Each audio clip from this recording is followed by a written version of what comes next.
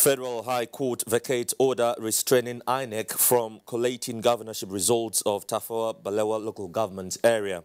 Civil society lauds improvement in supplementary polls. Plus, Vice President Yemi Osinbajo praises God for elections victory. These and more on Panorama today with me, Joseph Johnson.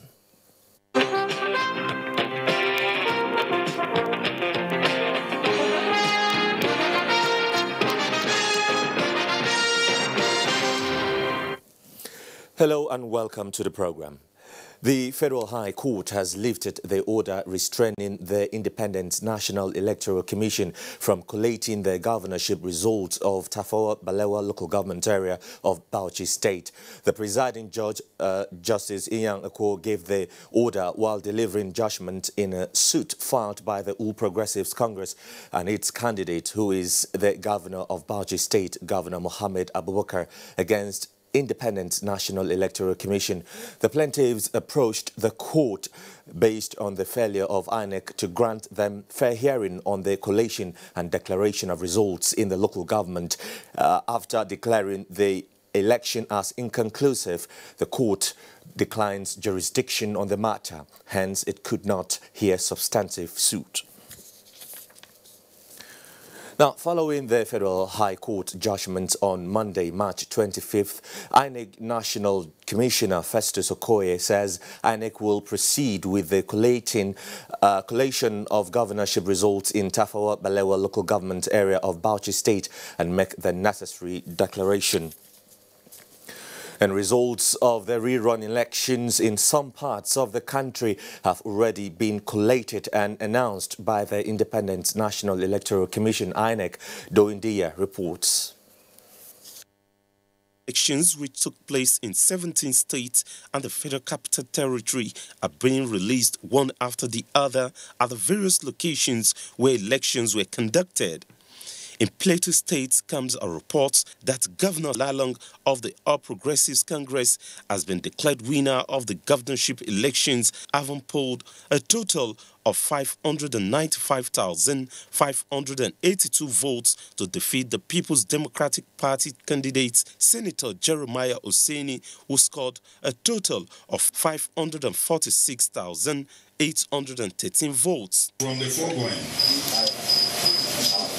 Barrister Simon Bako Lalong of APC, having satisfied the requirements of law and scored the highest number of votes, is hereby declared the winner and is then elected. In Sokoto State, the Independent National Electoral Commission, INEC, has declared Governor Aminu Tambuwal of the People's Democratic Party winner of the governorship poll, scoring a total of 512,002 votes to defeat the APC candidate Ahmed Aliyu, who scored a total of 511,661 votes. That Tambuwal Aminu was leading of People's Democratic Party.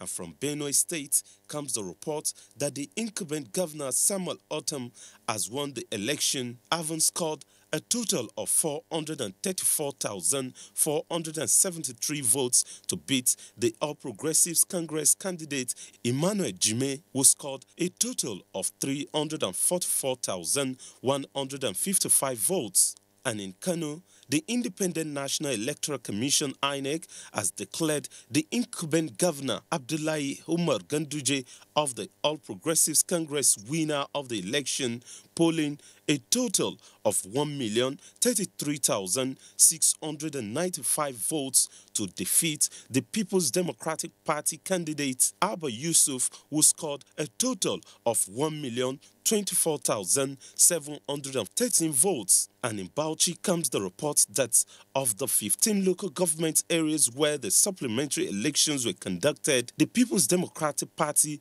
won 9, while All Progressives Congress won 6 local government areas. Apart from the pockets of violence experienced in some parts of Kano and Benue states during the Saturday rerun elections, the supplementary poll was adjudged free and fair. In Abuja, Doindia, NT News. Appeal court sitting in Sokoto has set aside judgment of the Zamfara High Court, saying the judgment does not conform with the Electoral Act in the Constitution of the Federal Republic of Nigeria. The Benue State Resident Electoral Commissioner says the Boko Collation Officer, Professor Comfort Dushima Talwen, is responding to treatment at the Benue State University Hospital, Makodi. He said this in an interview with correspondent Charles Sabah. Let me just clear the air, once and for all. We never gave or granted any press release or press briefing that the woman gave up. We rather said she was recuperating from the hospital and she's kicking well and improving day by day. Okay, at the moment, where is the victim and what is her situation? She's with Teaching Hospital and she's doing very well. Doctors have actually, assessed her, and it's not a life-threatening, shot on her. So we're confident that she will soon be up, and so there's no any, fear or need to worry that the way people are insinuating. So she's talking, she's very okay. So the issue of somebody rumoring that she's dead, I don't know where that news comes from. The victory of President Muhammadu Buhari and Vice President Yemi Osinbajo at the just concluded general elections has been attributed to the mercies of God. Bishop of Remo Anglican Diocese, Most Reverend Olusola Fape, stated this at an interdenominational service of praises and thanksgiving organized by the Vice President at his Ikene Remo country home in Ogun State. Correspondent Yemi Delmo reports that dignitaries from across the country joined the Vice President to give thanks to God. Vice President Professor Yemi Osinbajo and wife Dolapo, joined by governors and members of the National Assembly, gave thanks to God for the victory at the just concluded elections and his miraculous escape from the February 2nd helicopter crash in Kogi State.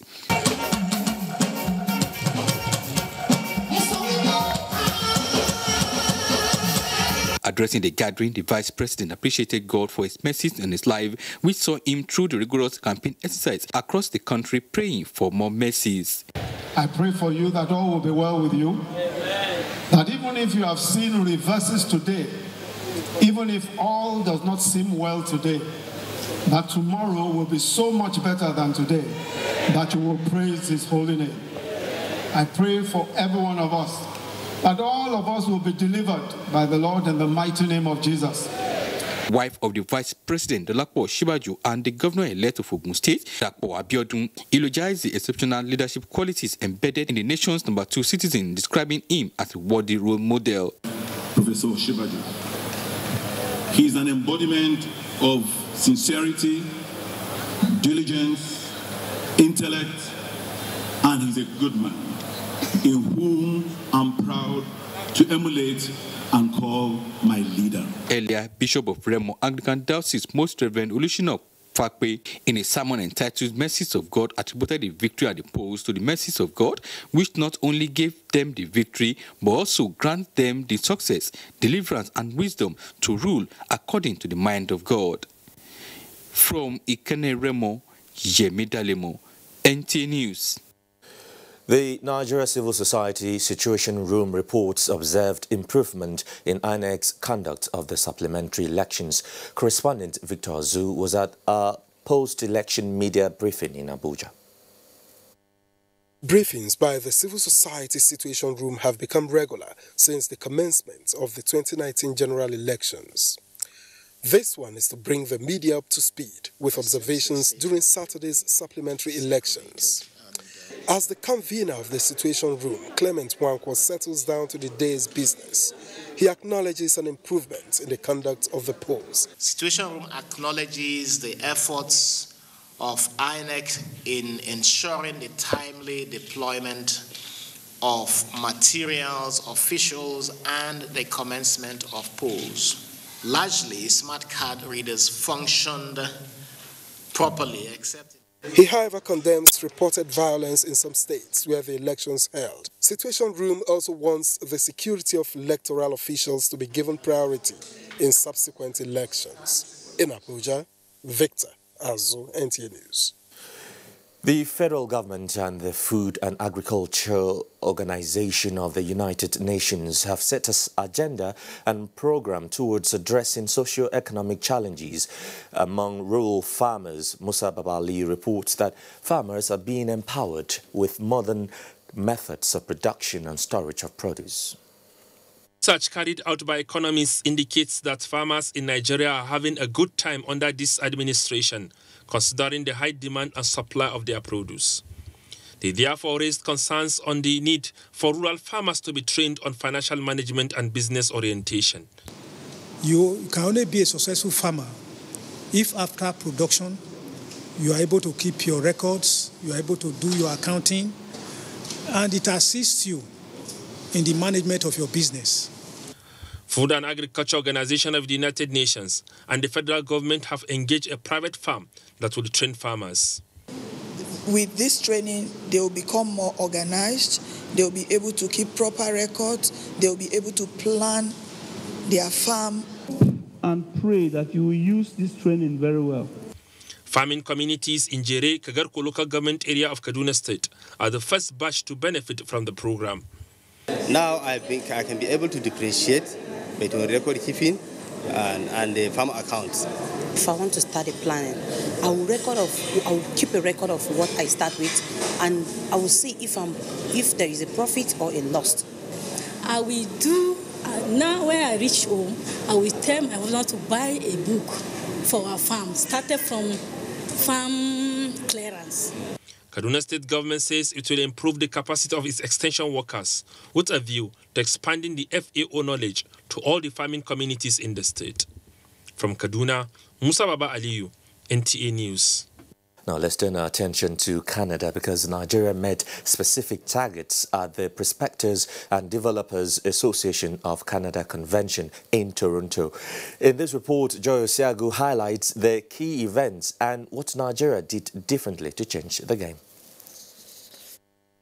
Me, a member of the Nigerian delegation from the private sector, came prepared for PDAC 2019. He spoke the language of the convention. PDAC is a place where everyone who wants to do mining comes. But you must come with a vision, you must come with a purpose.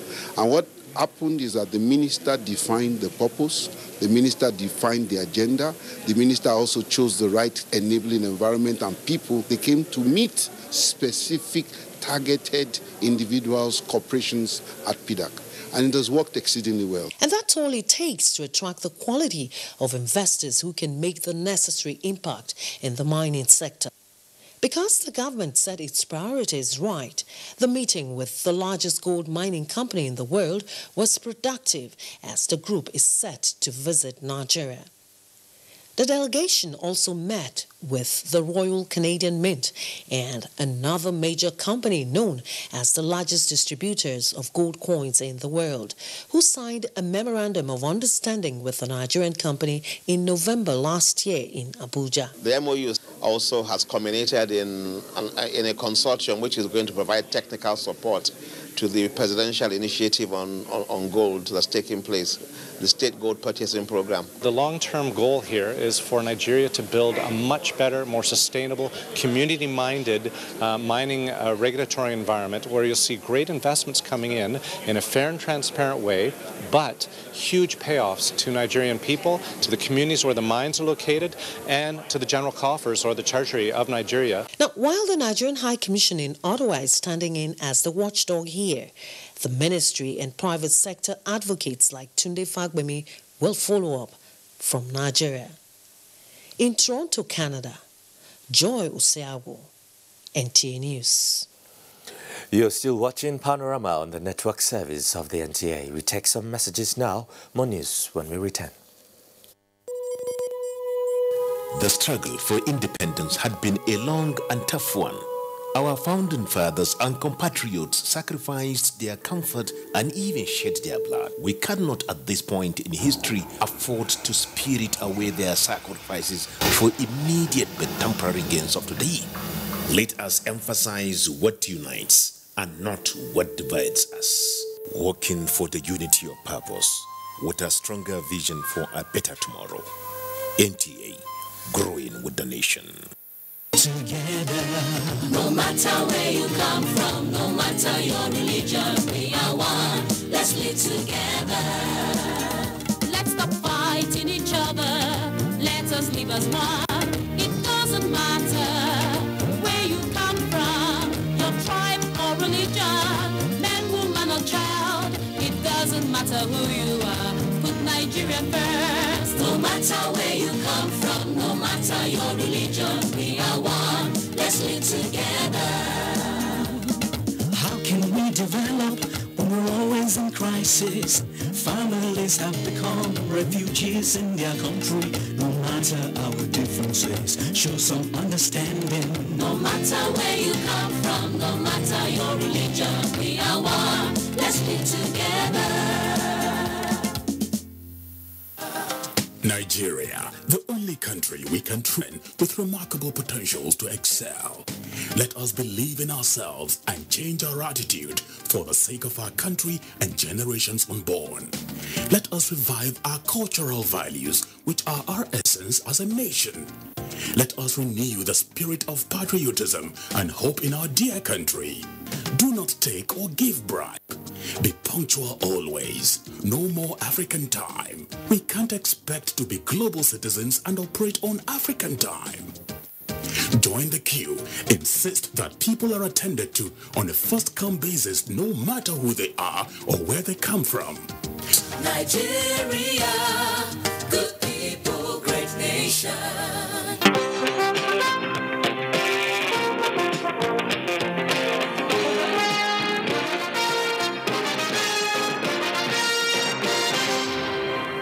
Thanks for staying with us. The gale of transparency and probity which has pervaded operations of the Nigerian National Petroleum Corporation (NNPC) under the current dispensation has received global affirmation with the conferment of the highest disclosure status by the global extractive industries watchdog Extractive Industries Transparency Initiative (AIT). Now, the accolade is the most prestigious and credible medal on offer in the international extractive industries circle. A statement by the NNPC Group General Manager, Group Public Affairs Division, Ndu Ugamadu, states that the recognition was conveyed to the Group Managing Director of the corporation, Dr. Mekanti Baru, through a letter of March 2019 and endorsed by Waziri Adio, Executive Secretary of the Nigeria Extractive Industries Transparency Initiative, NAITI, on behalf of its parent global body. The decision to confer the award on the NNPC was reached at AIT's board meeting in Kiev, Ukraine, on February 27, 2019, having adjudged Nigeria to have attained satisfactory progress in implementing all AIT requirements. The report said Nigeria is the first Anglophone African country and one of the 7 countries within the AIT community to have attained this status so far. The Global Extractive Industry Transparency Watchdog explained that the laurel was a milestone for Nigeria and a clear recognition and appreciation of the invaluable role of the NNPC. Commenting on the development, Dr. Baru said the global recognition was a testament to the far-reaching reforms his management was carrying out in the corporation to inculcate property and accountability in all tiers of its operational value chain.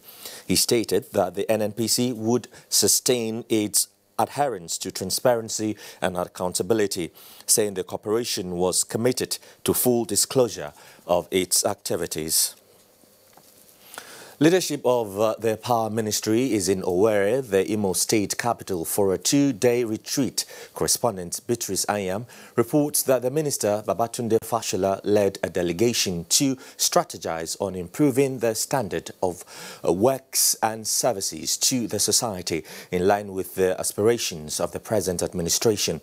The retreat is focused on reinventing governance for national prosperity.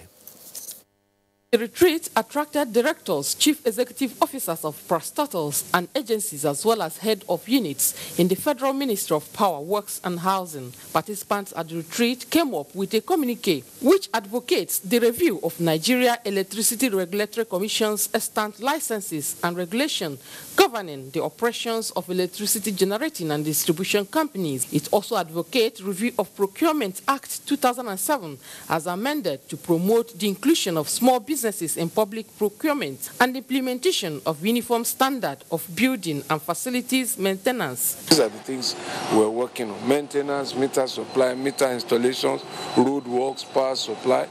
And so it's a work in progress to fulfill the mandate of the president. The conference covers the much needed issues that affect the public. The retreat also focused on the health of civil servants. The participants also called for reform initiatives that will enable civil servants take responsibility for policies and programs towards driving good governance. Nowhere. Beatrice Anyam, NTA News. The Nigeria Immigration Service is set to boost its activities in border areas through integrated border management approaches. In this regard, the NIS is collaborating with the United Nations Organization for Migration and other relevant agencies working on border management issues to enhance security in national land border areas. Obiageli Gwoke reports. Activities of Nigeria and her neighbors have been bedeviled by worrisome security challenges that sparked terrorism and organized crime.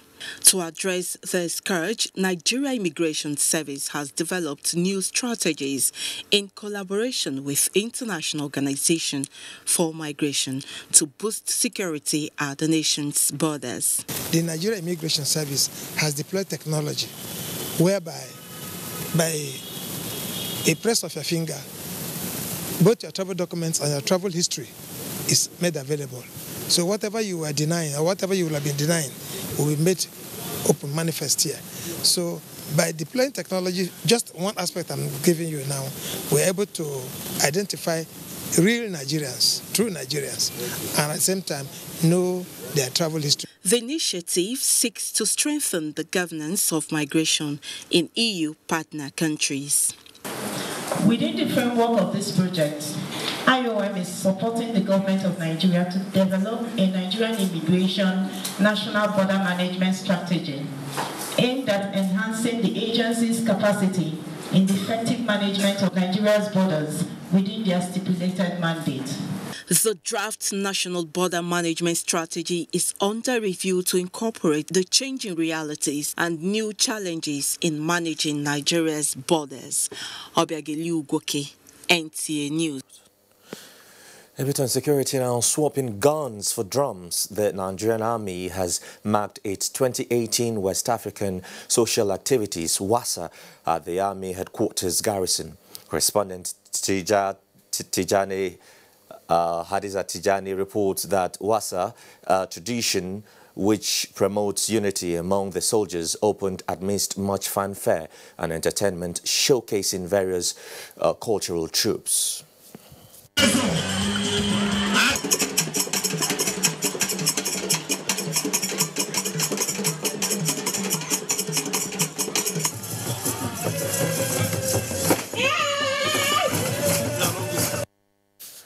A message from the Chief of Army Staff, Lieutenant General Tukuru Burate, delivered by Major General A. Nanim, notes that the 2018 activities are being marked this year to commemorate the democratic process in Nigeria.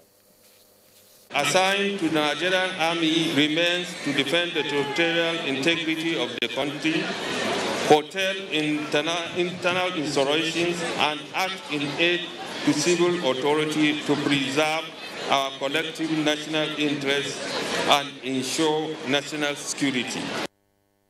Personnel of the Nigerian Army have also been urged to persevere in the fight against insurgency and sustain the tempo in keeping peace in the nation. And in sports, let's join Olumide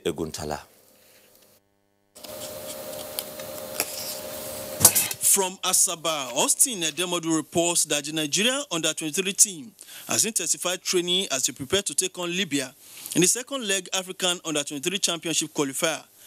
The team is in